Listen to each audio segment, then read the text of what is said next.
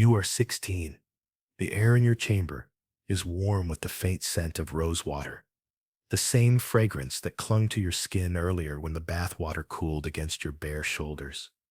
Silk cushions sigh beneath you, soft and treacherous, holding the memory of a life you thought was secure. Hours ago, the Sultan's eyes had lingered on you like sunlight touching a favored garden. That warmth is still on your skin, but now it feels distant. Outside your door, the sound begins. Slow, heavy steps, too measured to belong to a servant. They stop. Silence presses in, thick as the curtains that block the night. The knock never comes. Instead, the door opens without ceremony, and two palace guards step inside. They do not bow. They do not speak. They only look at you with unreadable faces. And with a single motion of the hand, they command you to rise. You obey because that is what you have always done. Your bare feet meet the cool tiles, and you feel the stone claim you. You do not ask why.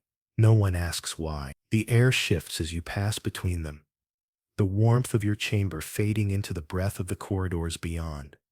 The lantern light here is dimmer, softer, as though the palace itself wishes to hide what is about to happen. You walk. The sound of your own breathing seems louder than it should. The silk robe around your body whispers against itself, its hem brushing the floor. You realize they are taking you along a path you have never walked before. These corridors feel older, narrower. The windows you pass no longer open to gardens or the Bosphorus waters. They look inward, onto walled courtyards where shadows cling to the edges like frightened children. The air grows colder with each turn. The walls here are lined with silk, but not for beauty. You know this in your bones. Silk swallows sound. It drinks every whisper, every cry. Your footsteps vanish into it. So will your voice. The guards move without urgency, their pace steady and deliberate. They know you will not run. You remember the courtyards where you once walked in the sun, the warm mosaics under your feet, the laughter of other girls who believed their beauty was a shield. You do not see those places now. These halls curve in ways that confuse the mind, and you feel yourself sinking deeper into some hidden heart of the palace, where no music is played and no name is ever spoken aloud. A door passes to your left, carved from dark wood and banded in iron. Its surface is smooth from countless hands that have touched it, but you cannot imagine what lies behind. Another door, this one with a keyhole so large you can see the faint flicker of torchlight beyond. The guards do not stop. Your pulse begins to quicken. The palace has a cage for those the Sultan no longer desires. You have heard whispers of it, when the older concubines thought the night would keep their secrets. Some said it was not a dungeon, but a room made to look like comfort, where silk and cushions turned into chains without iron. Others said it was a place of waiting, a holding chamber, until the decision came: exile, service, or something worse. You do not yet know which fate is yours. You only know that no one returns unchanged. They lead you down a staircase so narrow you must turn your shoulders to pass. The air smells faintly of damp stone and something else: old incense, burned long ago. At the bottom, the corridor widens again, and for a moment, you feel as though you have stepped into another world entirely. Here the silence is heavier, as if the air itself has weight. Finally, they stop before a door unlike the others. It is not the largest, nor the most ornate, but something in its stillness makes your skin tighten. One guard reaches into his robe and produces a key. It is heavier than it should be, its metal darkened with time. When it turns in the lock, the sound is loud in the silence, a metallic sigh that seems to echo in your bones. The door opens. The room beyond is not what you expected. It is small, richly furnished, with barred windows that catch the moonlight. A single bed rests in the center, draped in fine cloth, The air smells faintly of flowers, but beneath that sweetness lies something older, something sour. You step inside. The guards do not follow. The door closes behind you, and the sound it makes is final. You know you are alone, but the room feels as though it is watching you. At first, it looks like a sanctuary. Then your eyes adjust. The cushions bear stains, dark and permanent, no matter how carefully they have been arranged. The bed frame, carved from polished wood, has deep grooves along its edges, marks made by fingernails. The carpet is thick and soft under your feet, but here and there you see faint burn marks, round and deliberate, like coins pressed into the fibers. You move toward the window. It is small, but it offers a view into the Sultan's private gardens. In the distance, you see figures walking, new favorites, their laughter floating into the night air. You cannot breathe. Beyond the gardens lies the palace cemetery, its stones pale under the moon, its graves unmarked. You understand then that the window is not a kindness. It is a reminder. You turn away, but the room offers no escape. The walls hold no doors but the one you entered, and that is locked. The bed waits for you, but you do not wish to lie in it. You sit instead on the carpet, pressing your back to the wall, as though you can sink into it and vanish. The night deepens.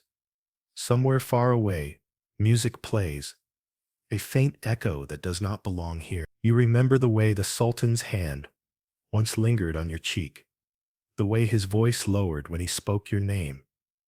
You repeat it to yourself, a whisper meant only for you, but as you say it, it feels less certain, as though the syllables are slipping from your tongue. You think of the others who have sat in this room, waiting. Some must have hoped. Others must have known. The palace does not need to kill you to erase you. It only needs to remove your name from its breath, your face from its memory. Hours pass. The guards do not return. No food comes. The moonlight shifts across the floor, sliding toward the bed. You realize you will have to lie there eventually. You wonder what you will dream of. When dawn comes, the palace will continue as it always has. The courtyards will fill with voices. The kitchens will smell of bread. The fountains will catch the sun. But none of it will speak of you. Your name will not be on the lips of the girls who knew you. The servants will forget the sound of your step. Even the Sultan will speak of you as if you never lived. You are still here. You are still breathing. And yet, in the quiet, you feel yourself fading. By the time the first light touches the barred window, the palace has already forgotten you.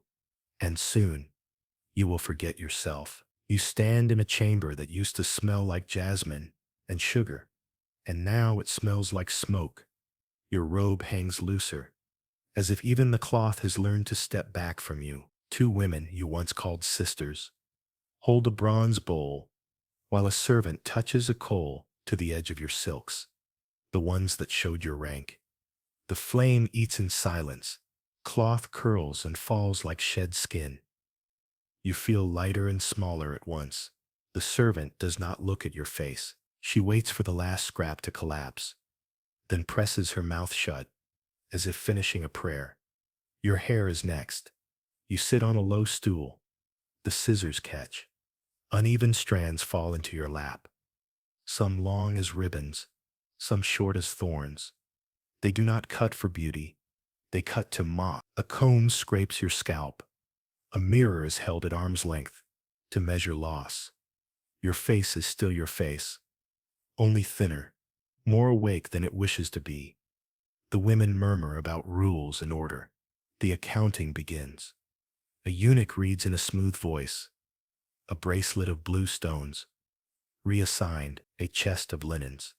Divided, an ivory comb. Destroyed for the indecency of memory. A shawl with gold edging, given to the new girl with the quiet laugh. Your mattress, your slippers, your lamp. All things sprout legs and walk away. By noon, the walls are bare, except for stains no one will name. You sit on the floor, so the emptiness will not throw you. The tiles are cold, and the cold does not care. Food arrives late, rice and water. You eat slowly, learning the new pace of the day. In the evening, you hear nothing. Silence settles where silk used to lie. At dawn a letter comes. The seal is right. The handwriting bends like the one on poems. It says there has been a mistake, that the Sultan wants to see you again, that the night will end. Your heart leaps, then stills. The paper smells of storerooms. The ink shines too wet. The seal bears a nick the real one lacks. Hope closes its eyes, then opens them smaller. You slide the letter beneath your knee and breathe until your breath returns. A lie is a blade wrapped in silk. You are nicked and you do not bleed. Days pass without names. Your body counts what the palace will not. Your robe grows looser. Your hands shake when you stand too fast, when you whisper your name. Once you press your ear to the wall and hear a woman crying. Later you hear a laugh you cannot place. Lessons that are not called lessons begin. A mat is rolled out. You are told to kneel. A hand lifts your chin and lowers it, testing obedience like a hinge. Questions come without marks. You learn which answers keep water and which remove it. You learn the hours when doors open. None for you. You learn that silence can be given, like bread, and taken like bread. In the evening you are given a watch that is not a watch. You must sit at the barred window, facing the inner walk, and look without speaking. Other girls pass in the sun. One wears your shawl.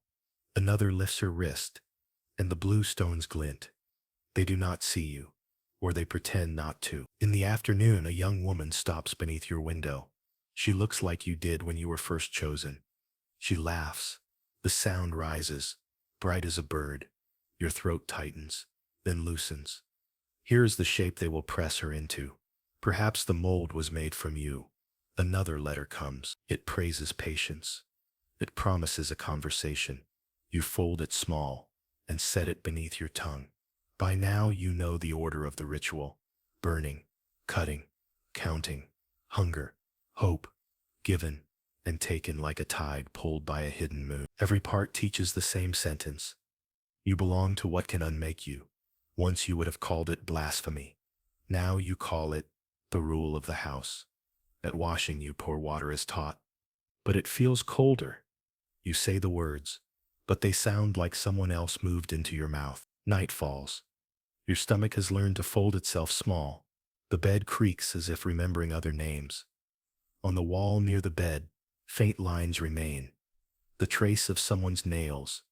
You place your hand over them. Your fingers do not fit, as if loss has its own size. You are told nothing of what comes after this stage, yet you feel the hands of the ritual moving you.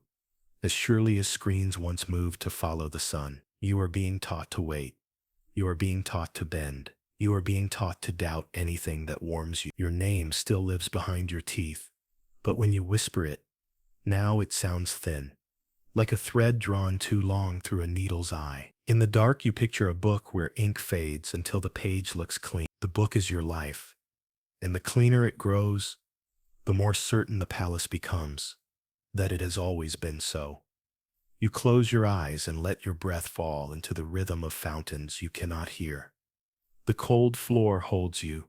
The burning shame sits beside you like a quiet sister. The silence outside the door is complete. Somewhere, far away, a bird calls and is answered. You do not move. You do not speak. You begin to learn the art required of you. The art of disappearing while still alive. When sleep finally climbs your body, like a cautious animal, you keep one sentence, soft as linen and stern as iron. You were told this was order, but you know it as unmaking. You are led downward, farther than you have ever been allowed to go. The air grows colder, heavier, the smell of damp stone clinging to your breath. Each step echoes too loudly, as though the palace itself wants you to hear how far you are falling. The light fades until only the torches in the guards' hands show the path. their flames licking the walls in restless shadows. You pass iron doors that are closed and bolted, each one exhaling a faint heat or a faint chill, as if what lies within has its own season. The sound changes here. The world above is muffled into nothing. Only the scrape of boots and the faint crackle of flame remain. The stairs end in a narrow hall lined with plaques, small metal shapes fixed to the stone, crescents, stars, dots. You do not know what they mean, but you feel their weight. Each one gleams in the torchlight like a warning left by the dead. You want to ask, but the guards never answer questions. They move with the same pace they always have, steady and without pause, as if this journey has been taken many times before. At the end of the hall, a door waits. It is not grand, it is not carved. Its power is in its plainness. One guard produces a key that hangs from a chain against his chest. The lock turns with a sound too loud for the silence here. The door swings inward. The room is small, lit only by a single lantern hanging from the ceiling. The stone walls are close. The air still. The floor is bare, except for two chairs facing each other. On one sits a woman. She is younger than you, but only just. Her eyes are wide, her hands tight in her lap, her breath quick enough for you to see it move her chest. You do not know her name, but you know her fear. You wore it yourself when you first arrived. The guards speak at last. Their voices flat. One of you will suffer, the other will watch. You may choose who. The words hang in the air like a blade. You look at her, and she looks at you. Neither of you moves. You feel the walls closing in, the silence pressing harder. If you choose her, you live with the knowledge that your survival cost her pain. If you choose yourself, you live with the knowledge that you stepped willingly into their hands. The choice is a snare no matter which way you turn. You open your mouth, but no sound comes. They tell you there is no time to think. The woman's eyes are wet now, her lips trembling. She tries to speak, but her voice is only a breath. You see her searching your face for an answer she can bear. You wish you had one. When you do not speak, they decide for you. They take her. You are made to sit, your wrists bound to the arms of the chair, so you cannot look away. The guards work without haste. There is no screaming at first, only the sharp, small sounds of breath breaking. Her eyes fix on you even when her body flinches. You want to close your own, but the hands on your shoulders keep them open. The room does not echo. The walls drink every sound. You hear her breath change into something rougher, the kind of sound a throat makes when it forgets how to swallow. They stop before she breaks completely. The guards step back, her head bowed, her hair falling forward to hide her face. One of them cuts the rope from your wrists.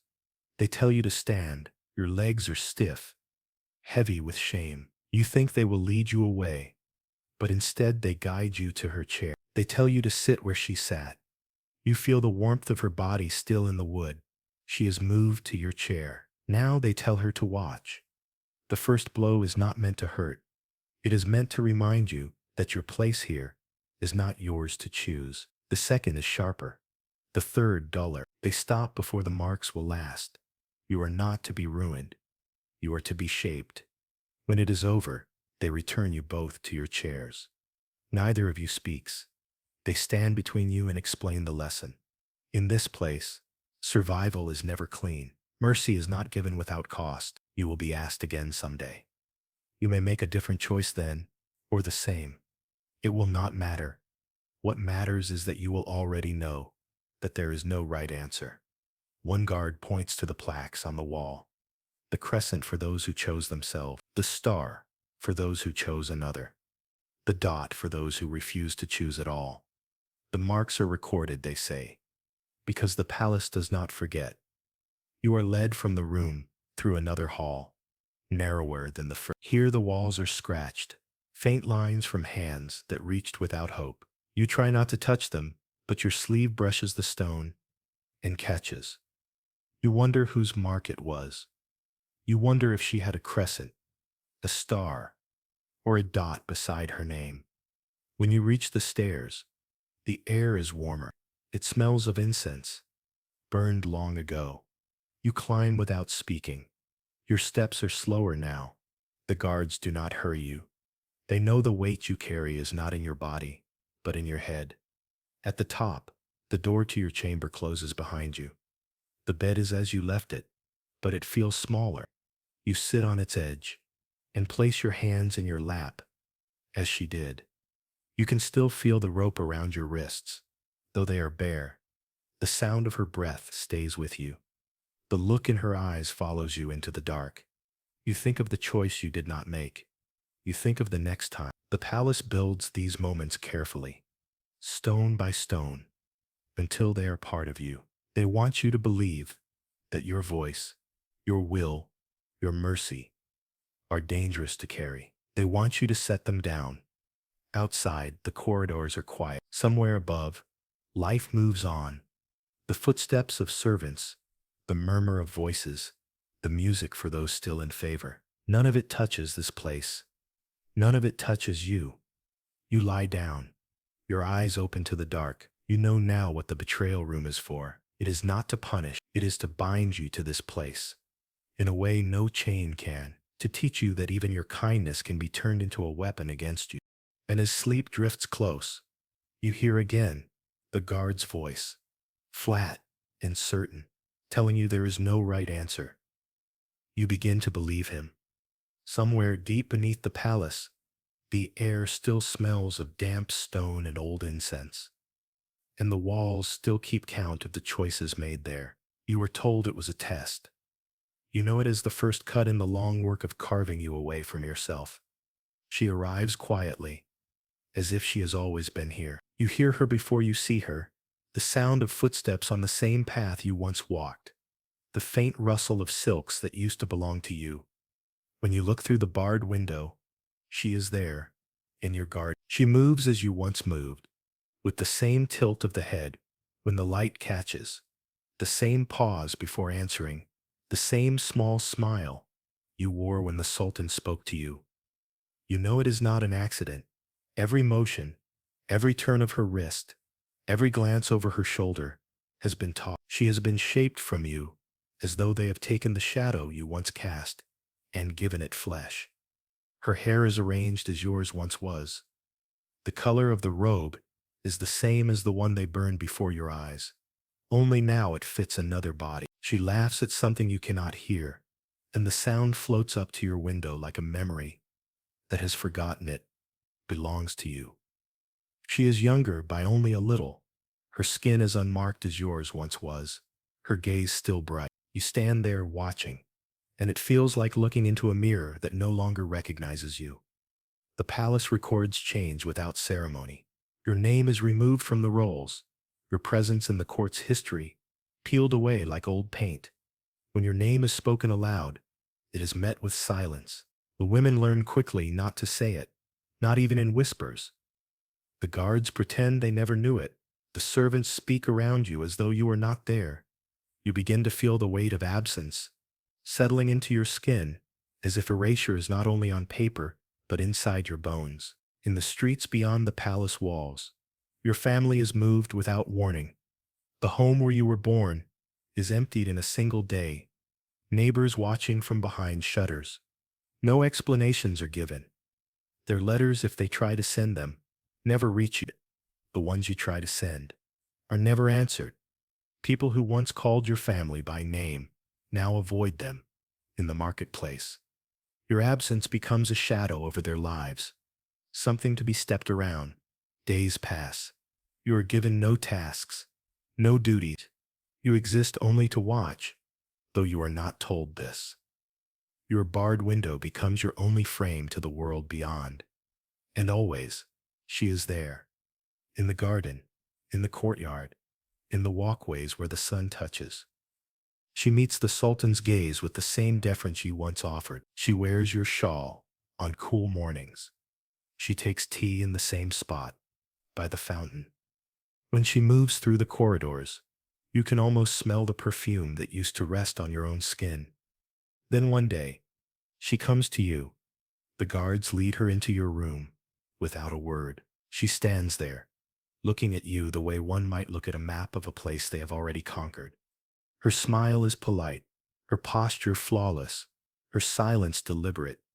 You think she might speak, but she does not. Instead, she walks slowly around the room, touching the wall, the window frame, the edge of the bed.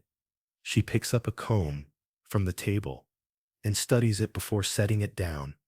Every movement is a mirror, the way you once moved when you first arrived.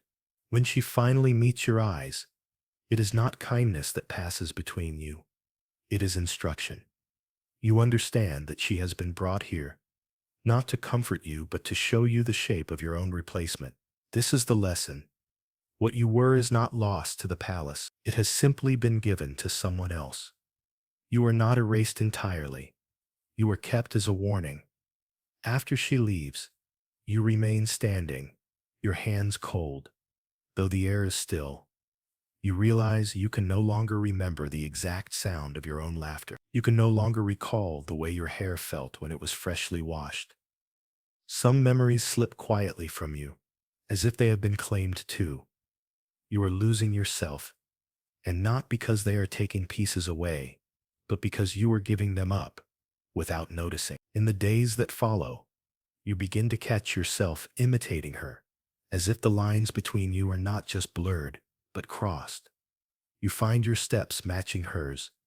When you pace your room, you catch your head tilting the way hers does when she listens. You feel a ghost of her smile on your own lips, though you did not mean to smile at all. Sometimes, you hear the servants speaking of the favorite, and you no longer know if they mean her or if for a moment they have forgotten she is not you. The palace has made the two of you interchangeable, one in the light, the other in the shadow. But the shadow is not allowed to forget the light exists. At night, you dream of standing in the garden again. But when you turn toward the fountain, she is there in your place. You call out, but the sound does not leave your throat. You wake with the taste of silence on your tongue, your breath unsteady. Weeks pass like this. Her presence becomes part of the air you breathe. You watch her flourish, and the more she shines, the smaller you feel. You begin to wonder if she pities you. You begin to hope she does not. The cruelest part is that you understand now. This is the end they intended for you all along. Not the cage, not the rituals, not even the tests. This to stand in the shadow of yourself and watch it live without you. To know that the palace has taken the best of you and taught it to belong to another. One morning, the guards pass by your door and speak her name as they laugh. You feel nothing at first, then a strange hollow pride, as though part of you is pleased she has learned well. That is when you realize how much of yourself they have already taken. Not by force, not by chains, but by letting you watch, until you could no longer tell the difference between what was yours and what was never yours again. You no longer ask for your name to be spoken. You no longer try to recall the sound of your own voice in the Sultan's chamber. You live in the space they have given you, the space between the barred window and the bed, between memory and forgetting. And in that space, you wait, though you do not know for what. She passes through the garden again, and you turn away before she looks up. You do not want her to see you anymore. Not because she might forget you, but because you fear she might remember exactly who you were. In the quiet, you breathe in the scent of the air, faint with the roses from the garden below. For a moment, you imagine they are for you, but you know better. You are no longer the one who walks among them. You are the one who watches. You are the one who has been replaced. And perhaps the worst part is how much of yourself you have already forgotten. Without their help, you are led into the great hall when the lamps hang low and incense slows the air. The marble looks wet with stars. You are barefoot. Your steps are swallowed. Courtiers stand in 2 rows, heads bowed, hands still. Your robe is simple. Your hair is plain. You are not brought for beauty. You are brought as proof. The new favorite stands to your left where you once stood, radiant in silk, that moves when the air moves. She smells of roses and clean water. She carries your tilt of the head, your pause before speech, your measured breath when the Sultan looks her way. You do not turn to her. You have already watched her become you. A hush tightens as the Sultan enters. Even quiet makes a sound when he moves. A pressure that guides the room. Sandals mark the stone. You keep your eyes on the floor. Old training travels your spine like a tide returning to a shore. Your hands rest on your thighs. Your mouth is still. He sits. A herald climbs a ladder of titles. Step after step. You do not count them. You count breath. In, out. Each proves you are here, though the self you remember is thin as a thread between fingers. Your name is not spoken. You are described instead, a chain of words that circles the past without entering it.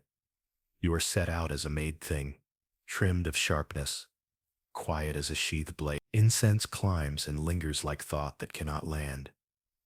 A servant places a low stool beside you. It is not for sitting. It means you will be addressed. The hall narrows in your mind, becoming the silk-lined corridor that drank every cry. Heat climbs your throat and cools there. The Sultan asks if you remember the gardens, the fountains, the season when pomegranates were split like jewels. His voice is soft. Softness is a tool. He knows your answer. You say you remember. Your voice passes through stone and returns unbroken. He asks if you were treated harshly. Your mouth shapes what you were taught. No, my lord. I was made useful. You do not look up. He offers your choice. Return to your old life, or continue in your new role. The words balance well, but the scale is not honest. You try to picture your old rooms, mourning on the floor, laughter that came without permission, a doorway where your family waited, your name rising from gentle mouths. The image is thin like steam and leave a drop where there is no ground. Freedom has no floor for you now. You know what is expected. You also know what keeps you whole. The training did not sit on you like armor. It grew inside like a brace. Be small, be still, be safe. Safety does not love. It holds. Holding is enough for a body that learned to shake. You hear your own voice ask to remain. It surprises no one. It surprises you only in its calm, as if it had waited in your chest to step forward. The cord exhales. The sound is felt along the skin. The new favorite shifts. Silk answers her. You wonder if she pities you. You hope she does not. Pity is a thread, and you cannot carry threads out of this room. The Sultan nods once. Power wastes nothing. The scribe bends to a page you will not see, and leaves a mark that shuts the story like a lid. Your decision is written as loyalty. Your fear is written as wisdom. The room accepts both. You are given a cup, sweet water touched with rose. You drink. Your hands do not shake. The flavor behaves like memory without being one. The herald speaks again. You are praised without a name, given a duty that means standing between doors, listening for steps, carrying words that are not yours, letting them vanish before sleep. Faces tilt toward you in a way, the way a craftsman glances at an old tool before putting it back. Applause comes like brief rain and is gone. You do not rise into sound. Knees know how to live near the ground. The lines dissolve. Robes whisper. Names return to mouths that own them. You are moved to the side. You do not turn. She passes close enough for you to touch her sleeve. You do. She smells of roses and warm bread and a quiet victory. Her eyes lift away with care. She has learned the rule that has become your skin. Do not step across a shadow unless it moves first. The guards guide you out a lesser door. The corridor light is cooler. Stone breathes. You walk as you came, measured and weatherless. Behind you, voices rise toward ordinary time. Nothing in their sound knows a person was remade here. Your room receives you with plain mercy. The barred window is a frame. You understand. In the garden, water holds the sky. A bird lands, drinks, and lifts beyond the wall. You do not follow it with your mind. You are careful now with where your mind travels. Night lowers. You lie where the bed remembers you. The ceiling keeps its counsel. You count breaths again. In, out, in, out. You think of the door that was offered and the emptiness behind it. You touch your throat where your name used to rest. Warmth answers your fingers. Air moves. Nothing else. The hall's incense clings to your hair, to the plain weave at your wrist, to the small space between heartbeats. You are not empty. You are arranged. That is the truth. You can carry without breaking. Somewhere a gate shuts. Somewhere a song begins for someone else. You close your eyes and draw the silence up like a shawl. If they ask tomorrow, you will answer the same. Not for love, for survival. In the soft dark, the court's faint applause returns like a far tide, and then fades, and then is gone. You breathe once more.